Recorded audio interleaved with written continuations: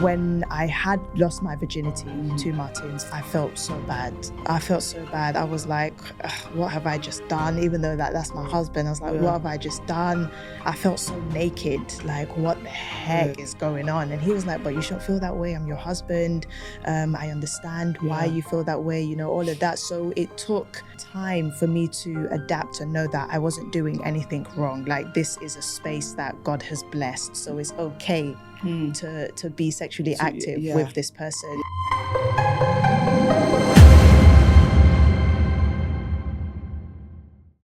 Love journey is beautifully guided by serendipity, leading us to discover profound connections in life's most unexpected corners. In this episode, we will explore the role of good fortune in relationships, revealing how chance encounters, unexpected meetings, and unplanned moments can ignite the flames of love and forge enduring bonds. We will unveil the magic that underlies extraordinary stories of unexpected love by unraveling the mysterious allure of serendipity. Hey friends, welcome to SMOPPY'S World. This is your beautiful, ever smiling host, Lady Ola. If you're new here, you've come to the right place. Remember to spread the love and encourage others to share this inspiring episode. Connect with us on all our social media platforms, and I would love to engage in conversation with you in the comment section. You can also listen to the audio version on Spotify at SMOPPY'S World.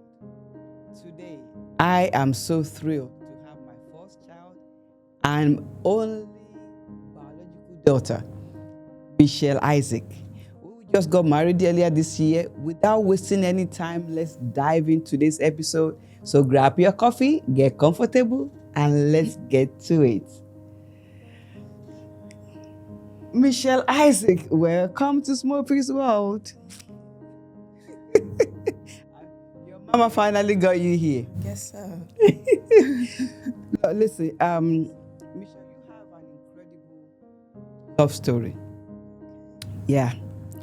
That I believe will encourage a lot of people out there. Being born in United Kingdom, raised and schooled in UK, spent all your life in UK, you've never known any other country apart from UK. Then having to find love in a country like Nigeria, not only in Nigeria, but in a small town. Yeah. From a state that's called Ondo State. Yeah. It's amazing. It's a story that blew everybody's mind, including your family. Yeah. So today I just thought that, you know what, let's just have your story. How did it all begin? So I initially was in Nigeria, obviously at the church, went for the anniversary, and I remember you, Dad, and Uncle D sitting around the table. I remember I was washing the dishes in the kitchen, and then it was I was just like, I'll do it. I'll come and help. And I remember like all of you paused your conversation. I was like, what do you mean? I was like, yeah, I'll come help. Like I don't mind helping. And for a minute, Dad didn't think I was serious. But then Uncle D came and was like, are you really serious about this, trying to help? And I was like, yeah, I don't mind coming and helping for a little bit. So after that was then confirmed, I came back to Nigeria. And even when I came back, it was for the church anniversary where we did a day in her shoes. Yes. And I just saw Martins on the stage. At first, I never thought anything of it. I was just like, his energy is so amazing. The way he sings, after church, everybody, loves on him. They say he's a nice person, his smile. So I didn't see anything of it. It was just a thing of, we're friends. So I always used to be like, hey, my handsome friend, how are you? And he would just be like, I'm good. And yeah, it was just what it was. And then I was going back to the UK to go and graduate for my master's, which was in 2020. Is that right? No, 2021, January. It was after the COVID that I graduated. No, because he asked me out in 2020. So it was 2020 January that I went to go and graduate for my master's. So he was just like, can I have your number? And usually I don't give my number out.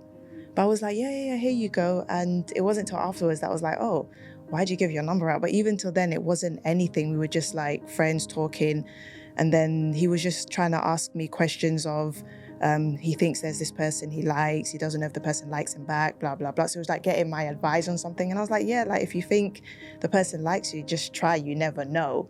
And then he came and he told me that he likes me. And I was like, bro, that's cool, but I don't live here. Like, I'm going back to the UK. So I don't see how that's gonna work. Like, I see you like a nice person, you are cool, I might like you a little bit, you know, that kind of vibe. But he said something, he was like, I don't want you to slow down. For me, you just keep doing what you're doing and I will catch up to you. And when he said that, I was like, that's different. Like, I like the sound of that and whatnot. And we just took it from there. Like, he asked me out on my birthday in June 2020. And that's what it was. How did you get to know that, okay, this is a guy that I would like to, actually settle with? Yeah. I think it consists of different things, knowing if someone's the one.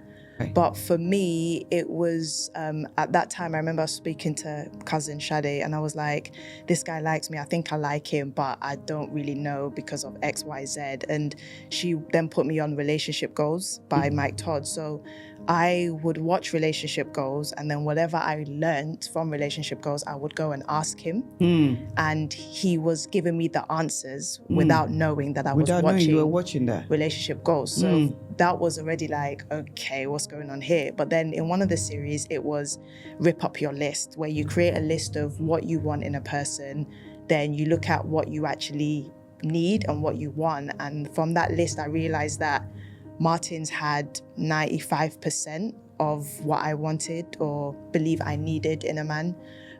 So that was another tick. And I think just using style to like ask people, who the kind of person that he is, and from family friends to Uncle D to Wanu to like people that have really been around him, they didn't know we were dating. So if he wasn't really a true or real person, I feel like they would have voiced it without them knowing. Yeah, like people didn't really have things to say. And then at one point, Dad was like, I like this guy, he's so handsome. Like, there was just different things that would tick the box without people knowing that something might, take place. And just like little questions of like the future, his mindset,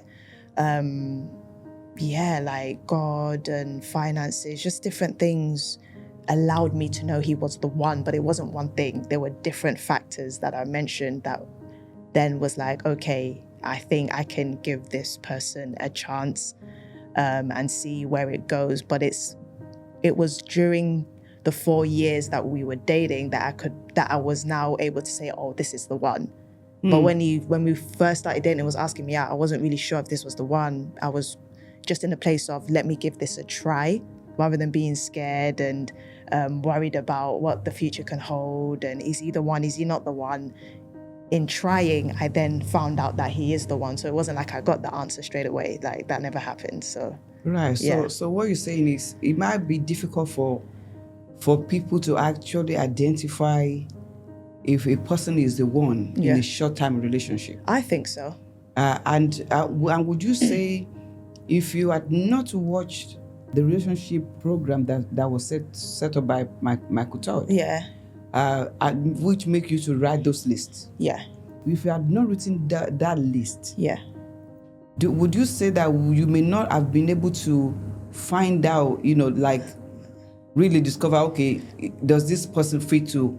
Because once you started watching that program, you have some things in your head because you and I, we've had that conversation. I want to marry an American. I want to do this. I was already expecting mixed race baby and all that. So you kind of have an image of a person that you want to settle down with. But watching that program of Mike Todd kind of change it a little bit and possibly help you more to look into the direction that you're not actually looking to. So would you say if it wasn't that, you might not be able to dig some things that you dig? 100%. I would say yes, because I was very intentional with the conversations that I was having with God. Right. So I see it as everything was orchestrated, every step, every conversation was the way God wanted it to be. And from the message that I was watching, I got to understand that a lot of the things that I was like, oh, this is my list, it was what I wanted. But in terms of fulfilling purpose, having the right person, you need you need to have the person that caters to what you need, not what you want. That's right, because there's a big difference between need and want. Yeah, 100%. So when I saw that there was a difference between what I wanted and what I needed, I then saw that he could be the person that I need. But if it was based on what I want, I wouldn't be with Martins.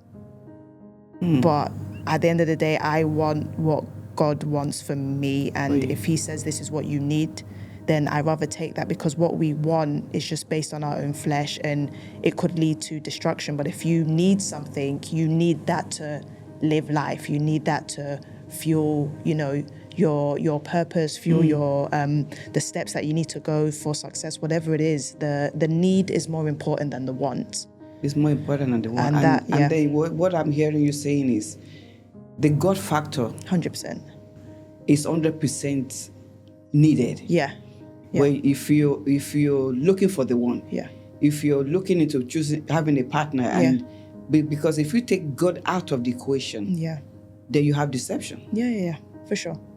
Am I right to say that? Yeah, for sure. And I was very intentional about, I wanted God to be at the center. Jesus needed to be at the center of any relationship, anything that I was going to do, because I was at that phase in my life, or at that point where I was like, no matter what area in my life, I need you, Lord, to be the center, and that includes relationships. So I made sure that I was always seeking, praying, fasting, having conversations, watching sermons, listening, being intentional with the voice of the Holy Spirit. So it was very important, and I think that's the reason we were able to go down this road, and we're now married, because he was always at the center. So, right. Because I remember you and I, we've had many conversations, because we have that relationship, we have that bond. 100%, yeah. And I know who your dream guy in your head is. The height, the looks, the color, and everything. Yeah. And when you now met Martins, did he fit into all that? No. No. So the height, everything, the look, because sometimes we base our love on looks. Yeah, 100%. Thank God that you were raised in godly way. You weren't just raised in godly way, but you embrace the relationship. You have one with God. Yeah. That you can actually walk to him and say, this is what I want, and he always come through for you. Yeah. So because a lot of people, they miss out on the right person based on the look. Yeah. So and what the look is different, the height is different. Yes. And the skin, the tone. The skin tone, is on the other side of the spectrum. On the other side. Yeah, for sure. So was that something at the back of your mind, like, it looks good, but okay, but is there any buts? No, 100%. There were a lot of buts, and it was something that I was constantly wrestling for a while. Like, even when we were dating, I think 6 months to a year, I just look at him and I'll be like, you're good looking, but you're just not what I pictured. Like, I don't know why, but I just thought I would end up with either a mixed race person or a light skin, because that's what I used to attract. And I'm not big on you got to be 6 foot, but 5'10". Like, I just felt 5'11". Do you know what I mean? Like, that kind of vibe. I thought I was going to marry an American. I thought a businessman, like, just all those things. But when I look at it, I saw that it wasn't what I had in my head, but I didn't lose. Because when I look at him, I'm like, you're a very handsome guy. You're just dark.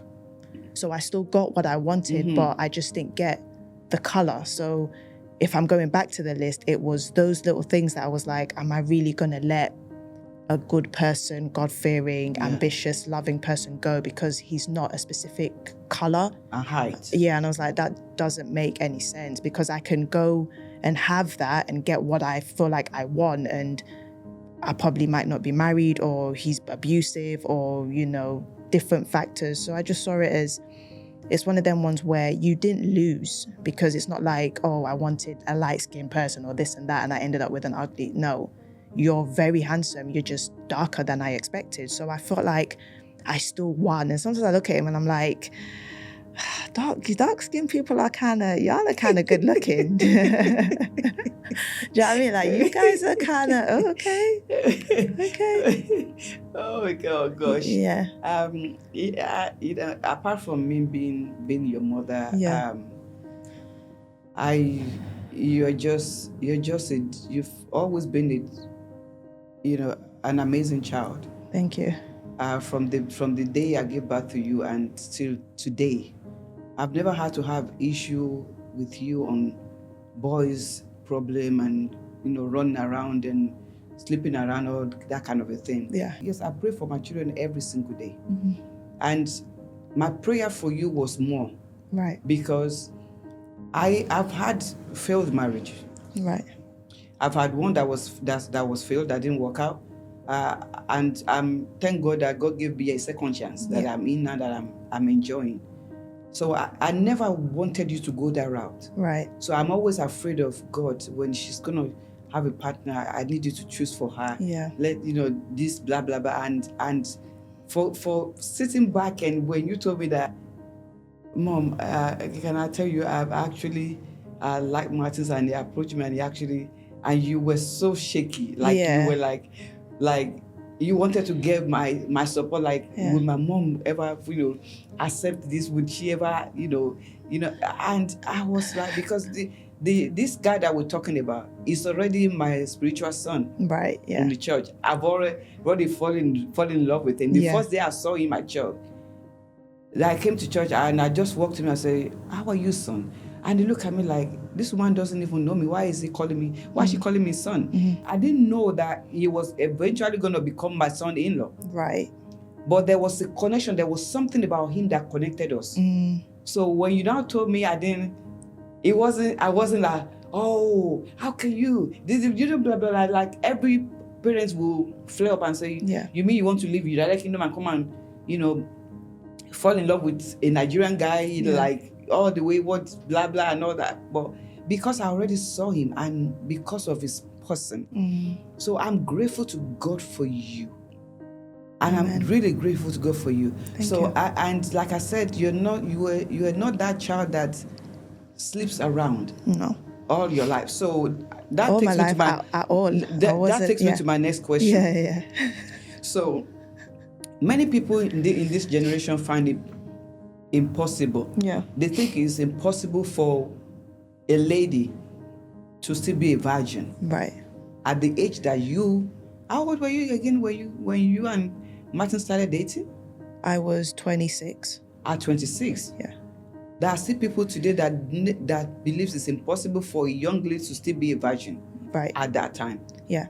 And they think that every young lady out there are sexually active. Right. But you weren't. No. So my question is, how you've already told us you were a virgin. Yes. At the age that you started dating Martin, which was 26. Yep. And you guys dated for 4 years before you guys got married. Yes. So tell me, how did you manage the pressure? Because I know that even if young ladies don't want to have sex, yes, men do put pressure on them. Yeah. And some of them fall into that pressure. Right. How did you manage that pressure and put your feet down and say, no, I'm not going to lose my virginity until you put a ring on it? How did you manage that? It was a conversation when we were going to start dating, and so you sat him down and have a conversation? I had a lot of questions. I said a lot of things, like when people hear it, they're like, Michelle, you're so mean. And I said, my intentions wasn't to be mean, but my intentions was to see your heart and understand who you are. A lot of people can fake things and have this image of who they want you to be, but it's not really who they are. And what I would do is, in those 4 years, I would ask Martins the same question at different times, or reword the question, and I was still getting the same answer. So I asked a lot of things. I asked him, what do you want? Why are you here? Is it because I'm British? You're Nigerian? Do you want a passport? People are like, damn, you asked. I'm like, yeah, I asked that because I want to know. Do you understand what I'm trying to say? And I sat down and I said, I am a virgin. I have been a virgin before I met you, and this is something that I want to stay true to myself and to God. I do not want to lose my virginity until I'm married, not a ring on it, because I've heard many stories of people that were given an engagement ring, lost the virginity, but you never got married. So my thing was not the ring. Not the ring. My thing was when we say I do in the presence of God and our family and friends. Right. So met Martin's at 26. Girl, you're good.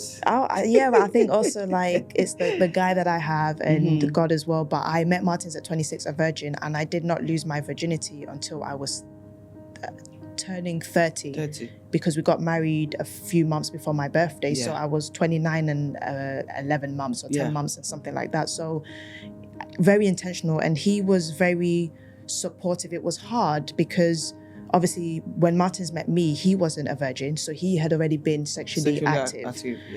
But for him it was also a bit different because he had not met a girl that didn't want to have sex. So it was also like what's the best way to put it? It was also like not a project, but a way of, okay, this is different. Can I do this? So it was also like I don't want to say a goal, but some kind of, what's the best word to say? Some kind of way for him to really see if he could do it himself as well. So it wasn't just a Michelle thing, it was also a thing for him. If he can be disciplined enough to hold on. Do you get what I mean? So that was also something that helped, and had conversations. And it's not to be like, oh, we never nearly fell or we never got tempted. No, because that would be a big lie. We're humans. But when those things happen, we made sure we fled.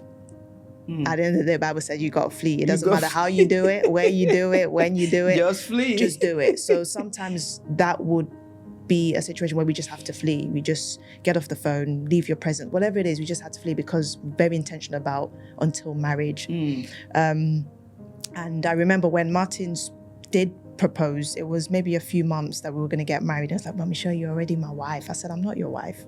I said, I'm your fiance. I become your wife when we say I do. Legally or in the presence of God, but as of right now, no, I'm not. It was like, yeah, but I see you as my wife. I was like, I hear it, but if you've waited this long, surely you can wait a little bit longer. So that's how it was. It wasn't like it was easy. We didn't know, because that would just be a lie. But we made it work. We made it work, and I am grateful that it was good, because till tomorrow he's just like, I thank God that I actually married a virgin. Like, I thank God that you kept yourself for me. And I'll be like, I didn't keep myself for you, but you just happened to be the one. And he was like, you're so annoying. I was like, it's the truth. I didn't know I was going to marry you, but I just had this thing of I wanted to. It was between you and your God. Yeah, and I just wanted to do for and I just yourself. wanted to have this this self-worth and this value of when I get married, my husband to know that he has a jewel. Do you understand what I'm trying to say? And I think and that's why he doesn't joke with you. He's so, I mean, when I look at both of you, I will be like, God, now if you take me home, I'm happy. I know that my baby is sorted. He loves me. Yeah, I know. He loves me. Wow. Cool. Okay. So the last question that I actually want to ask is okay, now having been a virgin all your life, and now being married, and now, you know, how do you transition from, because whether we believe it or not, it affects us psychologically. It's a psychology thing. That, okay, now I used to be a virgin, now I have to give myself to this guy, the man that I'm married. Now, how did you transition from that not sexually active lady to now being a wife, right, that has to satisfy herself and satisfy her husband? How did you transition? And how easy was that? it still came down to communication and just being very real with Martins, because when I had lost my virginity to Martins, I felt so bad. I felt so bad. I was like, what have I just done? Even though that's my husband, I was like, what have I just done? I felt so naked. Like, what the heck is going on? And he was like, but you shouldn't feel that way. I'm your husband. I understand why you feel that way, you know, all of that. So it took time for me to adapt and know that I wasn't doing anything wrong. Like, this is a space that God has blessed, so it's okay to be sexually active with this person. So that was the first thing. And then it was just conversations, because I would hear things like, sex is not all that great, it's overrated. Some people say it is good, some people be like, it's just there, it's whatever, it hurts. So you have so many opinions. So I also try to go online, trying to read and see, but I then realized that everybody's experience is different. And with my experience, at first I was just like, I don't see what the hype is. And I think it's because I've not been doing it. Like at 30, that's when I really started having sex, you know? So at first I was like, I don't see what the hype is. And I think people do overhype. It's not that it's not good, but I think it's overhyped. Like, that's just my opinion. I think it's overhyped, but it is good. Like, you can enjoy it. It's pleasurable, all those kind of things. But the hype that's put on it, I'm like, so this is it, you know, that kind of vibe. And with time, I just had to tell Martins, because it got to a point where I didn't feel like doing it. And it got to a point I'm just like, can we not just be married and hold hands and kiss and do you know what I mean? Like, just do it that way. Do we really have to? So it was a conversation. And the thing with Martins is he's very patient. And because that's a gift right there. Yeah, he's very like extremely patient. So he was able to hold my hand and say, we can take our time with it. It's going to be painful, and make sure that we both were enjoying it, and make sure that he was gentle and, you know, that kind of thing. So that really helped. And just the conversations of, I don't think I want to do this, but babe, the more we try, the less pain you'll have. And obviously with time, that's how it actually was. So it was a transition that it wasn't easy, because what I knew for 30 years is what I was used to. So I knew that I had to come out of that to this new phase of my life. But in that, it was helpful because I had a partner that was able to communicate well with me, but at the same time also hold my hand through the journey. And that's what he's been doing. So the transition was easier because of, I think, of those two things, and the love, the patience, obviously, as well, and letting me know that there's nothing wrong with me, you know, I'm not here to like tease you, point fingers, all those kind of things. It's meant to be a loving space, isn't it? So an intimate space. So having all those things is what really helped with the transition. Your love story is a beautiful story. Like, we pray as parents that our children will do better than us. Yeah. And for me, God has really answered that prayer. Not only did he give me a son, he gave me a son, not just in love, he gave me a son. Right. A son that sometimes when I look at him, I see myself in him. I see he's the masculine side of me. He is. So we kind of have almost the same nature, and I'm grateful to God for that. That he takes care of you, he honors you, he respects you, he puts you first. Yeah. So wrapping this up. Yes. I want you to look at that camera. Okay. And whatever God has laid in your soul there to speak to someone. Yeah. There are young ladies out there who never believes that a guy can actually love them without them having sex with them. Right. I want you to just encourage them. I want you to just speak to them to let them know that they are valued. Yeah. They need to value themselves. They need to love themselves. That they don't have to sleep with people. Yeah. That has not taken them to the altar. Right. like you did. Whatever you got this in your heart, just encourage somebody there. Okay, so yeah, whoever's listening, I just want you to know that at the right time, the right person will come for you. I think a lot of the time, especially in our generations, we're like, I'm 27 years old, I'm 35 years old, I just want to get in a relationship. I would say just hold on, trust God and trust yourself. You have the values that, you've put in place and you know what you want. And I would say just let that be what drives you, obviously in relation with you following Christ and listening to his voice, but don't ever devalue yourself. I think in our generation, a lot of us believe that we have to fit into the box of society. You have to be a certain age to be married, have kids, and do all of that. Like I said, I was a virgin till 30, and I've had people that didn't want to be in relationships with me. I've had people that would tease me, laugh at me, people that lied and were like, Michelle, let's really see if you're a virgin, thinking that, I'm going to do that because if I sleep with you, obviously I'm no longer a virgin. You know what I'm trying to say? So there's so many things that people will try and play on to mess with your mind, mess with what you stand for. And my thing is just don't fall into it. At the right time, it will come. The right person will come, and make sure that you give God that room to give you what you need and not what you want. Because I know a lot of us are like, he has to be 6 foot, he got to have them abs, he's, bank account needs to be 0,000.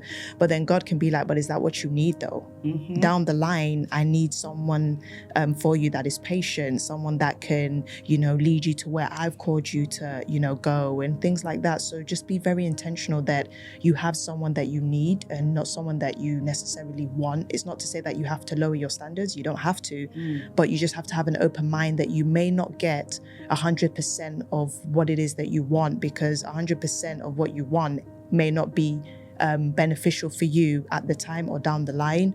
At the end of the day, like, you're loved. It doesn't matter what people say, you're loved. And young people, like, we can do it. Like, marriage is a good thing. I know the world says something else. I know we're all trying to get to the bag and, we just want to be independent and all of that. I've always been independent, but going into marriage, it's just a partner, a helping hand, a friend that just helps you get to where you want to be. So I've not lost out on the values I had, or me wanting to be successful, or, having a certain amount in my account. It's just easier now because I have a support system, that being my husband. So that's just my experience, and I hope that it helps you. I hope that it blesses you. And like your day's gonna come. Like, it is what it is. Don't even stress about it. Don't lose no sleep over it. Don't even worry about it. It's gonna come. Like, that's just what it is. It is gonna come. It's gonna come. So yeah. Oh, thank you so much for sharing your story with us. I have no doubt that someone has been blessed already. Thank you. You're welcome. Thank you for having me. I appreciate it. Well, I hope you come back to Dubai so that I can have you again. Depends. I might have to charge you this time. All right. Thank you. That's it for today. A fantastic story, right? Yeah, I know. Thank you for joining us on this episode of Love in Unexpected Territories. I hope you found inspiration in the stories we shared and reflected on the surprising moments of love in your life. Don't forget to subscribe to our podcast. Never miss an episode. And if you enjoyed this journey with us today, please share with your friends. The more love, the better. Join us next week as we continue to explore love's many shapes and shades. Until then, stay loving. And if you haven't had it today, let me be the one to say, I love you and I believe in you to make the best out of life. And God bless.